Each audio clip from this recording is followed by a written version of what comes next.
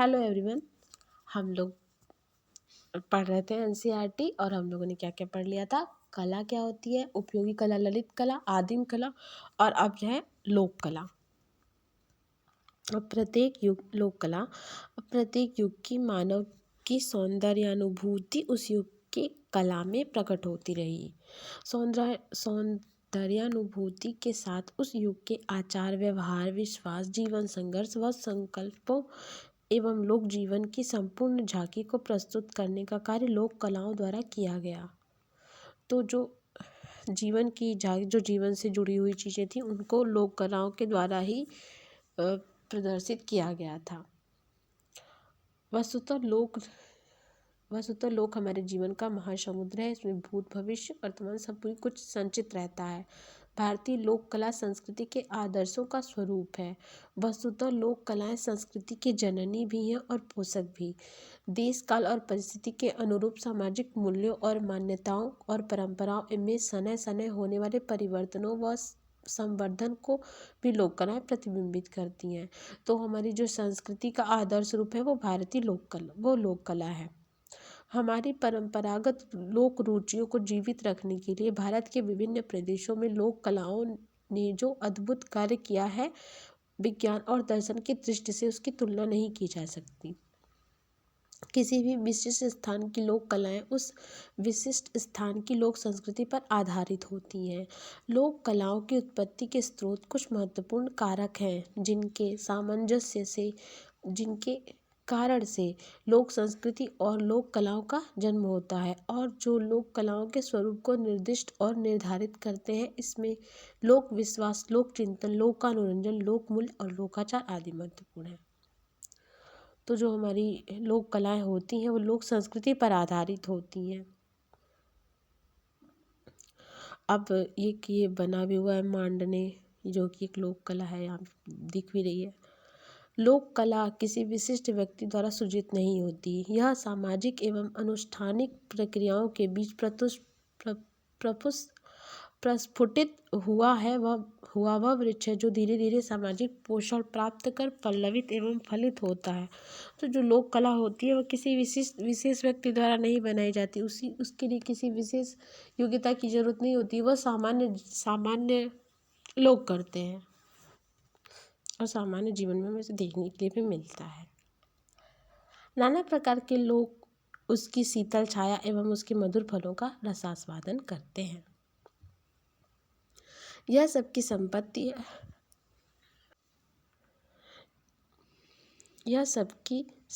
है, किसी व्यक्ति विशेष की नहीं। यह निरंतर व्यवहार में इतनी प्रिय व पूजनीय बन जाती है कि वह विशिष्ट अनुष्ठानों, सांस्कृतिक पर्वों व उत्सवों का प्राण बन जाती है। तो जो लोक कलाएं होती हैं मतलब मुख्य रूप से हम उन्हें अपने किसी सांस्कृतिक पर्व, कोई उत्सव पे ही या किसी त्यौहार पे अधिकतर बनाते हैं। मांगलिक कार्यों में भी लोक कलाएं बनाई जाती हैं। उन्हीं की बात यहाँ पे बताई जा रही है। लोक कलाकार किसी चित्रशाला में जाकर शिक्षा प्राप्त नहीं करता और ना ही किसी दुरूह सिद्धांत व शैली की जटिलता में नहीं पड़ता। ना वो नए सृजन की लोकेशणा से दूर रहता है। मतलब ये नहीं है कि लोक कला में कोई आधुनिकता आएगी, कोई नवीनता आएगी, नहीं, ऐसा नहीं है। और ना ही उसके लिए किसी विशेष प्रकार के शिक्षण की ज़रूरत पड़ती है। जन्मजात कौशल ही उसका सर्वस्व है। उसके आंगन से ही उसे सभी उपयुक्त कला सामग्री मिल जाती है। घर की सुख समृद्धि ही उसकी कला का पुरस्कार है। वह सर्वमान्य रंग रेखाओं के साथ अपने सीधे साधे लोगों के लिए चित्र निर्माण करता है। हमारे अज्ञात नाम लोक कलाकारों ने जिनमें नारियों की मुख्य भूमिका रही, जिन्होंने अपनी निष्पवित्र निष्ठा को अपने हृदय की अजस्र रसधारा द्वारा अभिसिंचित करके कुछ ऐसी सहज सुंदर कलाकृतियाँ हमें दी जो हमारे राष्ट्र की संपूर्ण चेतना को आह्लादित करती हैं। तो जो लोक कलाएं होती हैं अधिकतर स्त्रियाँ ही, घर की स्त्रियाँ ही उसमें काम करती हैं। प्रायः सभी हस्त निर्मित वस्तुओं एवं धार्मिक अनुष्ठानों में एक कला में सीधी सादी कला का प्रकटीकरण होता है। एवं कदली वृक्ष, पीपल वृक्ष, तोरण द्वार, ये वो जो लोक कला में प्रतीक चिन्हों का इस्तेमाल किया जाता है, उन्हीं की अभी बात की जा रही है कि लोक कला में क्या क्या चीज़ें वहाँ पे चित्रित की जाती हैं। तो उनमें है कदली वृक्ष, पीपल वृक्ष, तोरण द्वार, चक्र, सूरज, चांद, तारा, मछली, जलघट, पत्ते, मोर, बेल, आम, आड़ी, तिरछी रेखाएं, वृत्त, लहरियाँ, त्रिभुजों व वर्गों से बनी ज्यामितीय मानवाकृतियाँ, घोड़े, हाथी, तलवार, ढाल, भाला आदि प्रचलित रूपों को संयोजित किया जाता है और यह संयोजन होता है कहानी के अनुसार। इसका मतलब ये हुआ कि जो इनमें छोटी छोटी ये जो चीज़ें दी हुई हैं, जो ये बताई गई हैं, प्रतीक चिन्ह बताए गए, ये किसी कहानी से जुड़ी होती है, किसी कहानी इनसे कोई कहानी कही गई रहती है। सभी अलंकरणों में सरलता, सुलभता, अनुभूति, चेष्टा, मनोवृत्ति आदि सहज मानवीय गुण हैं। जो हमारी लोक कला होती है अत्यंत सरल और सुलभ भी होती है। सभी लोक कलाएं सभी लोक जीवन को संवारने सजाने हेतु उसके अंगों के प्रतीक हैं। रंग जो मिल जाए या जिसे स्त्रियां तैयार कर लें, तुलिका, तूल, रुई की बनी हुई पन्नी, कोयला, हल्दी, चावल व गोंद का लेप, सूखे रंगीन पाउडर व मिट्टियाँ, रंगीन कपड़े, गोबर की टिकलियाँ, मुल्तानी मिट्टी, पान पत्ती, धागे, कलावा आदि सभी वस्तुएं मांगलिक पर्वानुसार प्रयोग की जाती हैं। तो ये कुछ जो चीज़ें प्रयोग की जाती हैं उनकी सामग्री होती है घर में ही मिल जाती है और वो आसानी से उपलब्ध हो जाए, उन्हीं से लोक कलाएँ की जाती हैं। लोक कला के प्रमुख बिंदु जो हैं, लोक कला सहज है, अपरिष्कृत है। यह हृदय की सीधी नैसर्गिक छवि को प्रदर्शित करती है। इसमें कोई बनावटीपन नहीं होता, सीधी और सहज होती है। इसकी प्रविधि व संसाधनों में कृत्रिमता व जटिलता नहीं होती है। अभ्यास की कोई विशेष आवश्यकता नहीं होती है। सामान्य जन की कला है और इसमें किसी शिक्षण की कोई आवश्यकता नहीं है।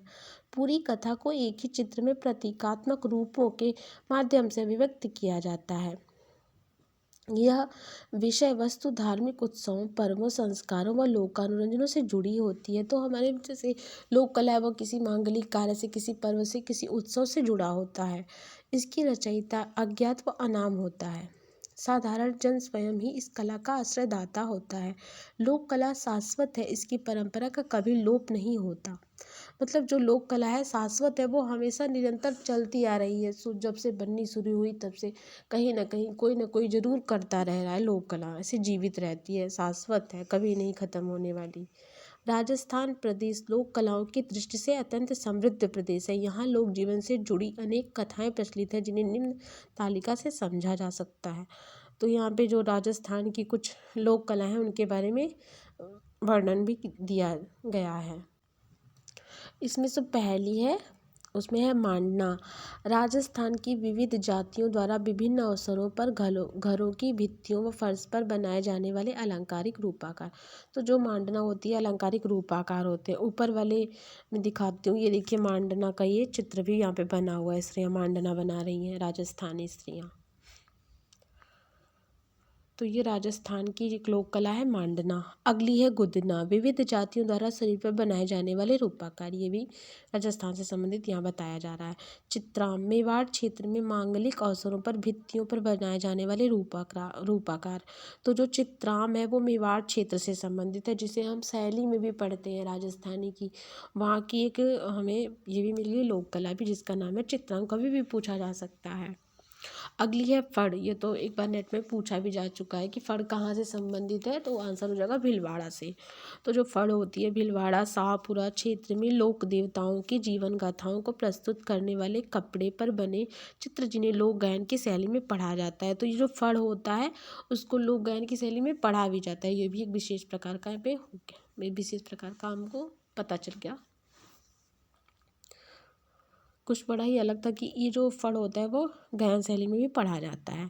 कावड़, लकड़ी का छोटे आकार का मंदिर जिसके कपाट पर विविध हिस्सों पर विभिन्न देवताओं की गाथाएं बनी होती हैं एवं जिन्हें अनुष्ठान के रूप में प्रदर्शित किया जाता है। तो जो कावड़ है छोटे आकार का मंदिर है। जिन्हें अनुष्ठान के रूप में प्रदर्शित किया जाता है। अगला हो गया मिट्टी का काम। लोक देवी देवताओं व लोक जीवन से जुड़े पक्ष पर मिट्टी का काम, इसमें खिलौने भी बनाए जाते हैं। लोक जीवन से जुड़ी लोक कथाओं में लोक में व्याप्त प्रतीकों को सहज ही देखा जाता है। इनमें लोक जीवन पूरी तरह प्रकट होता है। इसका उदाहरण राजस्थान के मांडनों में देखा जा सकता है। मांडना भूमि अलंकरण होता है। तो कभी ये पूछ ले कि मांडना जो कहाँ की जाती है, तो भूमि पर की जाती है। धरती पर आलेखित किए जाने वाले लोक चित्र मांडने जगत की मांगलिकता के प्रतीक है, प्रेम प्रेम व आनंद के प्रतीक है, जिनमें लोक मंगल, लोक रंजन, अलंकरण, चरित्र व अन्य प्रतीक स्पष्ट दिखाई देते हैं। तो ये थी हमारी आज की जो चैप्टर था लोक कला। तो नेक्स्ट हम लोग पढ़ेंगे भित्तिचित्र परंपरा। Thank you, keep watching and sharing.